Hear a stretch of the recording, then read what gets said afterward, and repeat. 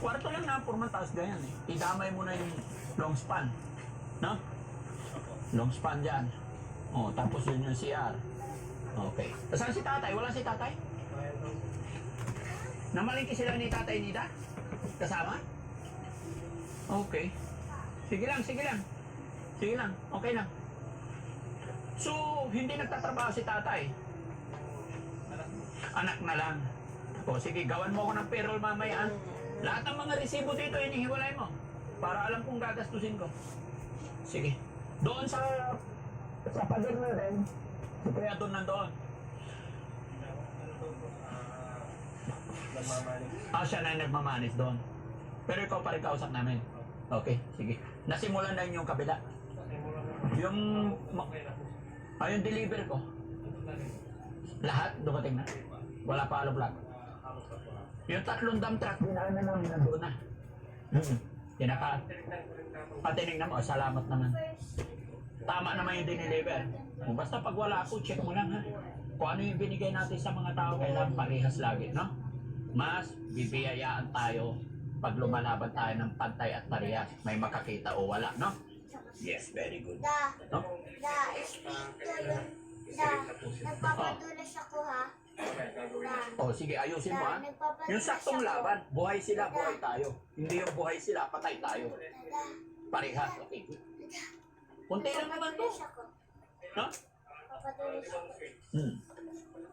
Tapos yung ganito forma na, yung ganito lahat, tapos pipinturahan din natin.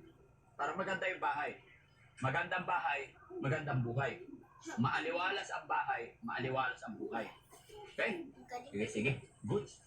Ano, sa palagay niyo mga kababayan, tignan natin sa kabila, mga kababayan, papaikutan ko kayo.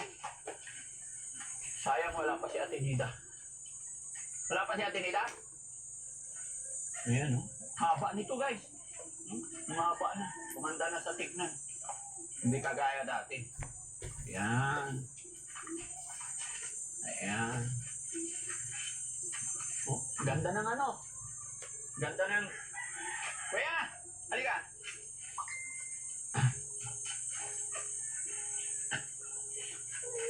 Anong masasabi mo sa bahay ni Ate Nida?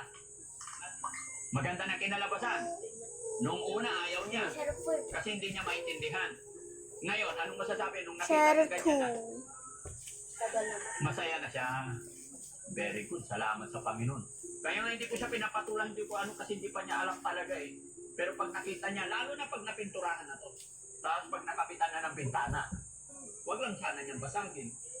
Hindi na. Kasi ilalagay ko dito guys, sliding door. Diba? Sliding door with elevator para magandang tignan. Oo. Nakita mo yan? Maganda, di ba? Nakita ko yung mga bintana nila dun sa may ano, sa may BGC, sliding door. Tapos may elevator siya. Gusto mo yung ganon? Nakakita ka na ba nun yung bintana na may elevator?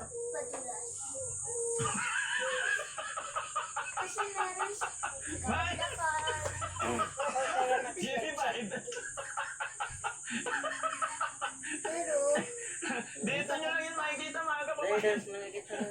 Pasensya na kayo mga kababayan, may allergy ata ako. Mapalpit ikaw kasi pinakain ako ni Yaya ng daing overdose. Shout out sa nagbenta ng daing. Overstock pala, hindi overdose. Namumula yung tainga ko, nangangapal yung mukha ko, di ba? Pula. 2 tainga pula. Pinakain ako ni Yaya ng daing, yun almusal namin. Tapos yung mata ko guys, ganyan-ganyan yung pilik mata. Kita? Siyang gala, baka